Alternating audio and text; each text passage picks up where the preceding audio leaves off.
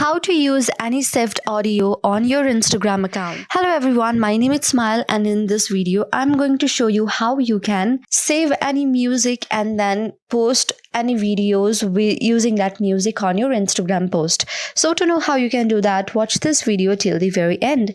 Make sure that you have installed the latest version of Instagram so that you won't miss out any features. So you can simply post any post by tapping on the plus icon, searching for any photos from your gallery, or upload new pictures by camera. But you won't see any features of insert your saved audio like that whenever you tap on the music icon. So how you can actually use the saved audio and then post your video or photos on your Instagram post is tap on the three vertical lines, and then you will see this saved option right here.